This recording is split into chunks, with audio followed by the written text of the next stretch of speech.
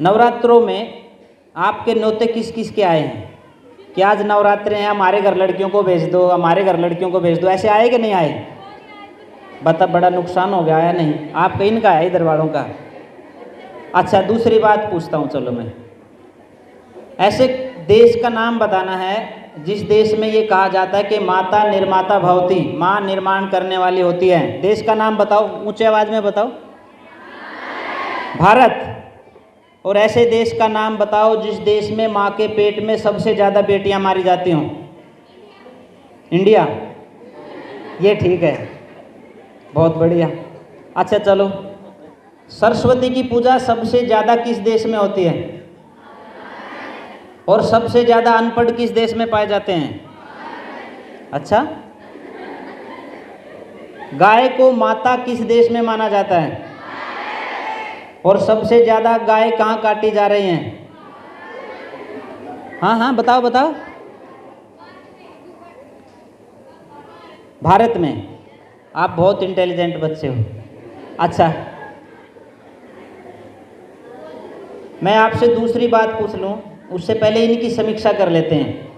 क्या कारण है कि जिस देश में माँ को निर्माता कहा जाता है और उस देश में बेटियों को मारा जाता है? क्या कारण है कि सरस्वती की सबसे ज़्यादा पूजा हम करते हैं और सबसे ज़्यादा अनपढ़ हमारे देश में है?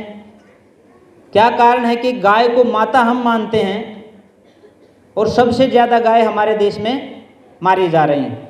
भारत को भी माता बोलते हैं ना, और किसी देश को तो माता नहीं बोलते, परंतु भारत माँ की भी स्थिति ये है कि सबसे ज़्यादा भ्रष्टाचारी भारत में, सबसे ज़्यादा बलात्कारी भारत में है ना। तो आपको नहीं लगता कि कहीं जो हम पूजा पद्धति में पढ़े हैं वो कुछ अलग है?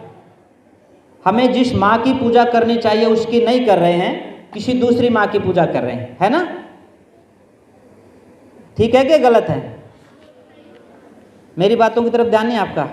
मैं पूछूंगा फिर आपसे, मैं ये इसलिए पूछ रहा हूँ, नवरात्रि हम लोग मना रहे हैं और हमें किस असली माँ की पूजा करनी चाहिए? आज दुर्गा जन्माष्टमी है ना, 9 देवियों की पूजा करते हैं, उनमें से 4-5 देवियां मैं आपको बताता हूं जिनकी पूजा करनी चाहिए, बाकी की आप अपनी मर्जी से करो, जिसकी जो पूजा पद्धति, मुझे कोई दिक्कत नहीं। सबसे पहली जिसकी पूजा करनी है वो है माँ, जिसने आपको जन्म दिया है। एक कल्पना करो, यदि माँ नहीं होती और हम पैदा ही नहीं होते तो ये सृष्टि देख सकते थे क्या? नहीं।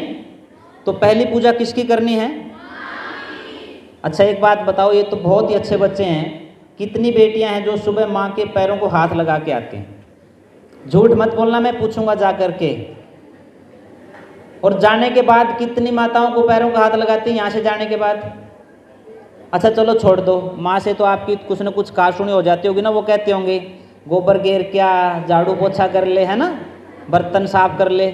चलो, यहाँ विद्यालय में आने के बाद आपकी जो गुरुजन हैं हमारी, जिनको हम मैडम कहते हैं, बहन जी भी कहते हैं ना, उनको कौन कौन पैरों को हाथ लगाती हैं?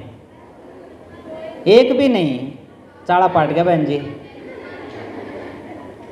देखो, जो बच्चे अपने गुरुजनों का सम्मान करते हैं उनकी 4 चीज़ें बढ़ती हैं। क्या बढ़ती हैं? कोई बता सकता है क्या क्या बढ़ते हैं? अब ऊंची आवाज में बताओ वहीं से।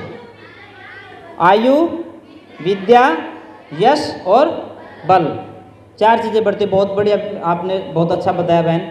4 चीज़ें कैसे बढ़ती हैं? आपने देखा होगा ना, जब हमारी माँ, ताई, चाची जब अपने दादी के पैर दबाते ना ऐसे, वो क्या बोलती हैं? दूधो नाओ, पुतो फोड़ो, बूढ़ सुहागणो, बोलते हैं ना ऐसे, या नहीं बोलते? सुनी है कभी? वो आशीष देते हैं। तो सबसे पहला कर्ज हमारे ऊपर है माँ का, जिसने हमें जन्म दिया है। और उसके बाद भारत माँ, जिसको हम माँ कहते हैं, इस राष्ट्र का हमारे ऊपर बहुत बड़ा ऋण है, क्योंकि जब हम बच्चे हैं और घर से पहला कदम बाहर रखते हैं तो वो हमारा नहीं है ना, वो समाज का है। और जब समाज से थोड़ा आगे बढ़ते हैं, अपने शहर की तरफ जाते हैं, तो वो शहर भी इस राष्ट्र का है। और शहर से आगे जब बढ़ते हैं तो वो पूरा प्रांत इस राष्ट्र का है। तो ये जो हमारे ऊपर कर्ज है उसको उतारने के लिए दूसरा सम्मान हमें किसका करना है? भारत माँ का। ठीक है। तीसरा, गाय का नाम सुना है आपने? गौ माता का भी सम्मान करना है।